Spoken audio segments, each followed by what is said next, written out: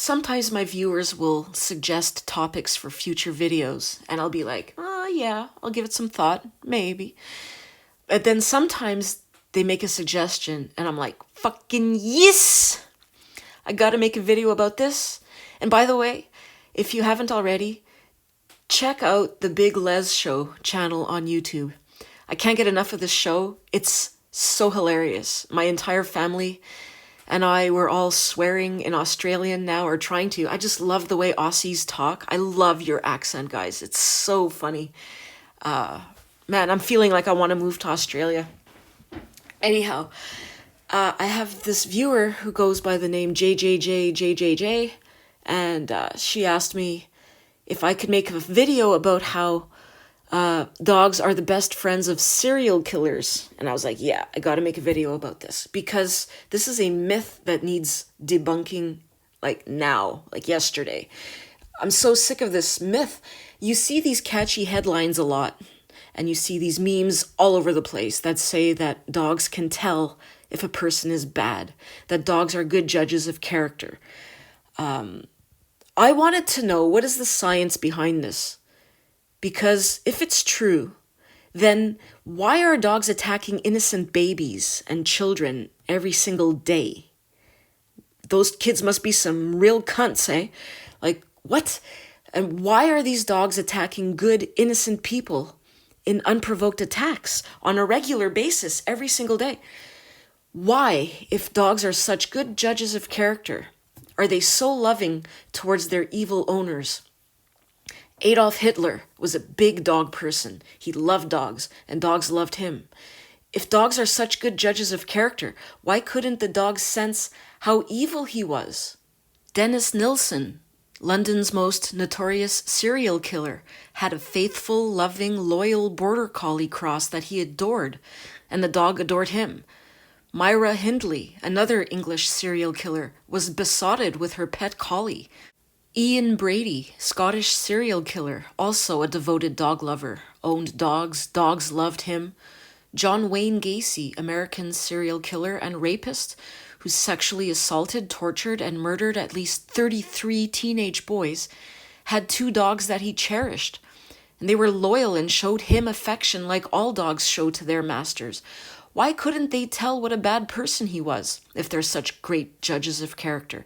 Gary Ridgway, American serial killer, convicted of 49 murders, big dog lover, owned dogs, dogs loved him. Jeffrey Dahmer adored his dog, and his dog adored him. I'm sure there are other serial killers, pedophiles, child abusers, and general abusive assholes whose dogs appeared to love them. So what gives? I did some research, and these claims that dogs can tell when someone's a bad person all boil down to a few studies, the findings of which are grossly misinterpreted by dog cult members. These studies are cited under catchy but misleading headlines on dog-worshipping websites and are nothing but dog cult propaganda. Honestly, I have to wonder if dog lovers are even capable of independent, critical thought. I really don't think they are. For example, this article from LAD Bible, published a few months ago in December 2018, entitled, "Your Dog Can Tell When Someone's a Bad Person According to Science," says, quote, "Is there anything bad about dogs? Don't answer that because we already know. No is the answer. Dogs are 100% awesome. And there's nothing that needs to be changed about them. So good are dogs, in fact, that they can even recognize a bad person. While most pup owners can attest to the legitimacy of this statement, a study has confirmed it to be true, and you can't argue with facts." Well, I'm going to argue with facts, guys. Quote, facts. Oy. Then it goes on to say, dogs are very socially aware creatures, and as well as being able to sense when you're happy, sad, or angry, as the research shows, they can also sense when a person is untrustworthy according to certain cues the person gives. Aha, so already we have gone from dogs being able to tell when a person is, quote, bad, to being able to tell when a person is, quote, untrustworthy. Already there is a change in the language, you see that? Bad and untrustworthy don't mean the same thing. But how are the people untrustworthy? Let's find out. The article refers us to a study conducted by a team of Japanese researchers that was conducted in 2014, called "Do Dogs Follow Behavioral Cues from an Unreliable Human?" So now we have gone from bad to untrustworthy to unreliable. This really pisses me off. The study involved the responses of 34 pet dogs to pointing gestures.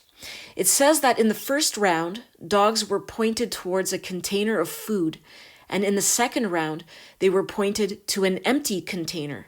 The third round was the same as the first. They would point to containers containing food, only this time, fewer dogs responded to the cue. Following these rounds, a new experimenter replicated the first phase again, and guess what? The dogs trusted them and followed the gesture. This does not mean that dogs can tell when someone is a bad person. All it means is that dogs won't trust you if you are inconsistent with your signals.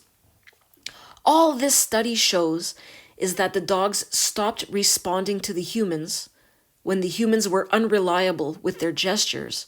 The dogs didn't trust the humans after they had pointed to empty containers. Big deal. This study had nothing to do with people being bad.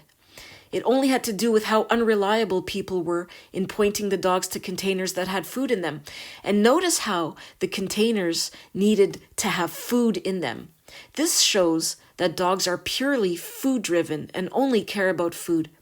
And then the article states, quote, "Adding to this theory, a study reported last year suggests that dogs are able to know when a human is being a bit of a dick to their owner," end quote. There's a link that brings us to a different article from metro.co.uk published in 2017 called "Your Dog Knows You're a Terrible Person." And note, you have to click on this link to read about the study. It says, quote, "A new study published in Neuroscience and Behavioral Reviews explains that dogs are entirely capable of knowing when a human is being a bit of a dick to another human. Your dog can see when you're not being very nice to other people, and that impacts how they view you. Sorry, researchers asked dog owners to act out a scenario while their dogs watched," end quote. So, what is this scenario wherein humans are being terrible people or being a bit of a dick? The article goes on to explain, quote, "Each dog owner pretended to try and open a container, fail, and then ask 2 researchers to help out. Each time, one researcher stood passively, while the other helped the dog owner to open the container, or flat out refused to do so, like a total dick. After acting out the scenario, both researchers offered the dog a treat. In the first scenario, in which one of the researchers helped while the other stood passively, the dogs were just as likely to take a treat from either of the researchers. So they didn't prefer the more helpful one. But in the second situation, in which one of the researchers actively refused to help to open the container, the dogs were significantly more likely to ignore their offer of a treat and go straight to the researcher who had been passive, which means that they didn't like or trust the researcher who'd been a bit of a dick, which means that dogs are capable of judging humans' not very nice behavior, and they'll reject them if it's clear that they're a terrible person or that they're terrible people. So in short, it says, if you're being horrible, your dog knows about it. They're judging you on it, and if you want your dog to like you, you'd better shape up, end quote. Now, I have a lot of problems with this. First of all, notice again, they are using food in this experiment. They insinuate that refusing to help open a container of food makes you a dick, a terrible person. No, it doesn't. It just makes you a person who is unlikely to dispense food in the dog's eyes. It doesn't surprise me that the dogs would view the passive person as being just as likely to dispense food as the person who actively helped open the containers, just like they trust any new person, as was demonstrated in the first study I talked about. Remember the study about the pointing? They said that following the rounds where the dogs were deceived and had given up trusting the people who proved to be unreliable. In other words, unreliable as a food source. The new experimenter who entered the room and replicated the first phase of the experiment was trusted by the dogs, and the dogs followed their gestures because it was a new person that didn't let them down in the past. See? So what this tells me is that until you give a dog a reason, until you prove to the dog that you are unreliable as a food source, it's going to look at you as a potential source of food. In this case, the people who flat out refused to help open the containers of food, they were viewed by the dogs as an unreliable food source. And that's why the dogs didn't rush up to them to accept a treat. The dogs preferred to accept treats from the passive people who neither helped nor refused to help open the containers because they were still viewed by the dogs as potential sources of food. The dogs are not capable of discerning dick behavior from non-dick behavior. They cannot tell a terrible person from a loving person. If they could, the researchers would not have to use food in these experiments. Dogs are 100% food-driven and care about nothing but food. They are very good at observing body language and sensing who is more likely to dispense food, but that's it. To really show that a dog is able to tell if you are a terrible person, they need to repeat this experiment without the food containers, without the food.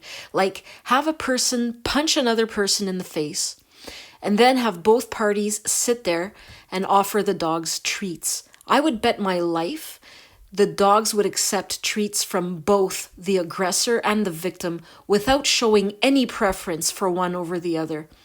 Have two people in a room with the dogs observing. Have one person torture and kill a kitten, and then have another person nurture a kitten as the dogs watched. And then have both people offer the dogs treats. I bet my life the dogs would not show any preference for one over the other, as both would be seen by the dogs as equally likely to dispense food. Again, food is all dogs care about. Dogs have no conscience, no ability to feel emotions like guilt or regret. And as such, they are unable to comprehend what it is to be a dick or to be a terrible or a bad person. They have no sense of right or wrong. See my video about how dogs don't smile and don't love you for more on this. I also talk about it in my video about why children are more valuable than dogs. Dogs are essentially sociopaths, but they're just a lot dumber than human sociopaths, and they don't wear underwear. They have no ability to discern right from wrong or good from bad. No ability whatsoever. So getting back to the article in LAD Bible, remember the one with the link to this study? It concludes by stating, quote, "It was discovered that the dogs wouldn't take a treat from the participants who behaved in a bad or rude way towards their owners. They'd rather nab a snack from one of the cool ones who helped their bestie. In short, your dog is awesome and can tell if a person is not deserving of your time. Oh yeah, did we mention dogs are the best? But you didn't need us to tell you that." End quote. How misleading is that? If someone didn't take the time to click on the link and read the study, they would have no idea that this supposed bad or rude behavior consisted of simply refusing to help open a container of food. That is not bad or rude. Come on. Dogs would rather nab a snack from a cool person who helped their bestie. How stupid are people to believe this hogwash? No, they would rather nab a snack from a person they judge as being more likely to dispense food. What nonsense! And this is what happens whenever you pick apart a pro-dog article that involves supposed studies that show how great dogs are. The language is always misleading. The entire presentation of the study is misleading. And the studies themselves are unreliable, deceptive, manipulative. These are classic cult tactics. Also, when they say, "Did we mention dogs are the best? You don't need us to tell you that." In other words, the majority thinks this way, so you had better agree with us, or else you will stand out from the crowd and face social rejection. See, this instills a primal sense of fear in the person reading the article. It plays on people's inborn and natural fear of not fitting in and of being rejected by their society, which incidentally is greater than the fear of death. And using fear in gaining as well as keeping members is another cult tactic. See my video about the dog cult. But getting back to how dogs can supposedly sense bad people. To be fair, there does appear to be some truth in this. I'm talking about the way dogs are able to pick up on cues we humans often miss, such as body language. Dogs also have a much better sense of smell. People often say dogs can smell fear. This article I found on the wonderopolis.org website explains, quote, rather than smelling fear, it's probably more accurate to say that dogs can sense fear. And sensing fear is probably a mixture of smelling sweat and other chemicals combined with interpreting body language and other movements, end quote. But does being afraid make you a bad person? I suppose a person with bad intentions could exude chemicals and display body language that could alert dogs to their sinister motives. But the problem is that these chemicals and these body movements don't necessarily indicate bad intentions. They could simply be an indication of fear, and fear does not necessarily mean a person is bad. There's another article I'm linking you to from newscientist.com, published in 2017, entitled Dogs Really Can Smell Your Fear, and Then They Get Scared Too. Researchers conducted experiments wherein human volunteers watched videos designed to cause fear or happiness, or a neutral response. Samples of their sweat were collected, and then the researchers presented these odor samples to dogs and monitored the dogs' behaviors and heart rates. Dogs exposed to fear smells showed more signs of stress than those exposed to happy or neutral smells. They also had higher heart rates and sought more reassurance from their owners, and they made less social contact with strangers. I read an article in wagwalking.com. It explains that, quote, for centuries, dogs and many other animals have survived based on their instincts. In the wild, dogs would have to react quickly to certain situations, many times negative, in aggressive and assertive ways in order to protect themselves from danger. Domestic dogs have kept this trait as they evolved and still heavily rely on these. By the way, they didn't evolve, they were selectively bred by humans. And they still rely heavily on these special instincts to protect themselves and their owners. It is very common to hear stories from dog owners about their dogs sensing someone with negative energy or bad intentions. It goes on to explain how the human brain transmits and releases certain chemicals when a person has bad intentions or bad thoughts. For instance, if someone is about to do something bad, adrenaline increases and in turn makes the person sweat much more than normal.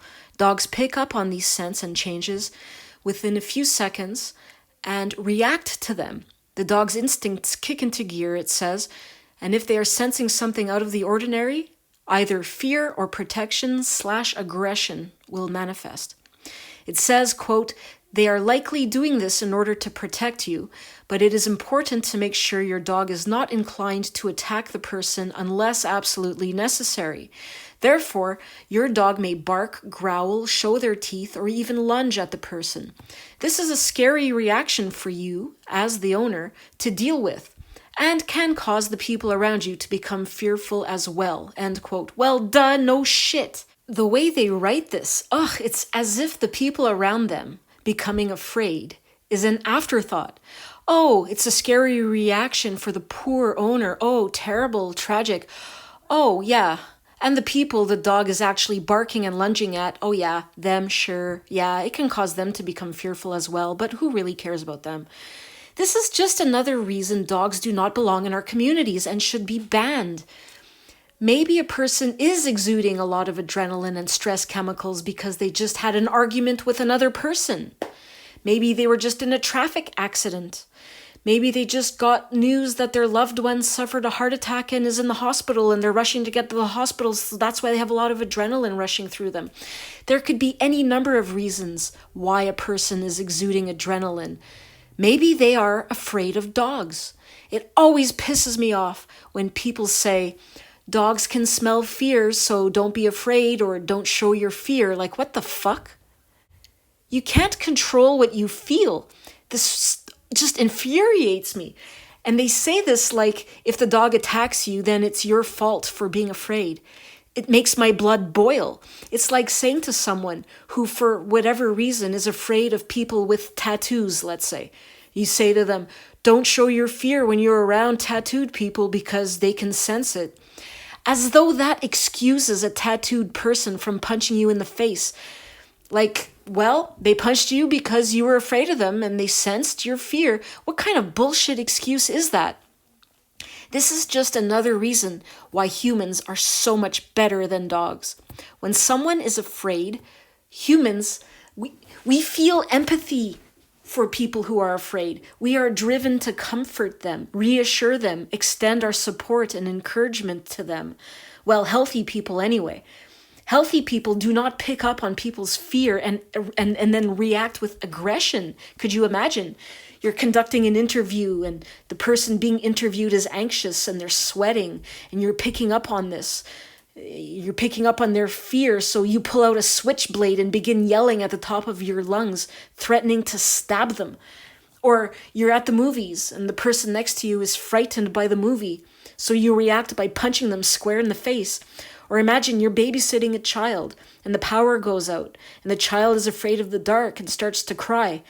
So you give him a flying sidekick to the head. What kind of craziness is this? Why do we tolerate this shit from dogs? If someone is going to become verbally abusive with you and threaten to hurt you by brandishing a weapon and uttering threats, or even going so far as to attack you just because you're afraid, then they have no business in our communities and they need to be removed from society. Full stop. No question. Get these people off the street. Dogs are not human, but we should not tolerate any behavior from animals that we would not tolerate from humans. They can behave like animals, sure, but let them do it out in the wild where animals belong, far away from our communities. We are supposed to be civilized. So let's act fucking civilized and get these dangerous, unpredictable, instinct-driven, man-made mutants out of our society. When they pick up on our fear and start barking, growling, and snarling at us, that's verbal abuse. It's harassment, and we should not tolerate it because it raises our blood pressure and anxiety levels in the exact same way being harassed by a human does. It induces panic attacks in the exact same way being harassed by a human induces panic attacks. Muzzled, people are going to show fear. You put out a certain amount of adrenaline, and when you do so, the dog senses that right away and actually will become more aggressive. So I think it's an incorrect thing to do. This pit bull advocate is arguing that putting muzzles on dogs is a bad idea because it will induce fear in people. And that fear that they feel is going to make the dog attack. This is a YouTube video about pit bulls, about banning pit bulls. I'll link you to it in the description. But just makes my blood boil. Whether it's a human or a dog threatening us, it doesn't matter. The results are the same. Our reactions are the same. Whether it's a human or a dog injuring us, our injuries are going to be the same. Why do we care if it's a dog or a human? Why do we excuse dogs? When they lunge at us and show us their teeth, those are threats of bodily harm. I don't care if it's a human lunging at me or a dog, and it should not matter to you either. It's the same thing. You don't like it when humans lunge at you with deadly weapons? Dogs brandish their deadly weapons whenever they show us their fangs. This is unacceptable. Get that shit out of our communities. This is nonsense, and we should not tolerate it. Attacking our kids because our kids are afraid, and making excuses for the stinking, shit-eating, crotch-sniffing, leg-humping, hyperactive, drooling rodents, saying they pick up on your fear and that's why they bit you, as though that excuses them. Get the fuck out of here with that. You should be allowed to feel stress or negative emotions whenever you want, without fear of being harassed or attacked. You should be allowed to feel fear without being harassed or attacked for being afraid. Man, this really upsets me. So that's it. Dogs cannot tell if a person is bad. If they could, they would not be attacking thousands of innocent people every day in unprovoked attacks, but they are. I guess all those babies being attacked in their jolly jumpers, car seats, and cribs as they sleep are real fucking cunts then. Open your eyes, people. Dogs are highly perceptive creatures, very in tune with body language and smells, but they are 100% food-driven, instinct-driven, always looking for food, preferring the company of those they deem more likely to dispense food. They have no conscience. They have no sense of right or wrong, and as such, they cannot tell good from bad. I am so sick of these claims that dogs are good judges of character. And you should be sick of them too. These claims are nonsense. It's time to evolve and move towards becoming more civilized and enlightened as a society. Our kids deserve better. The future is dog-free.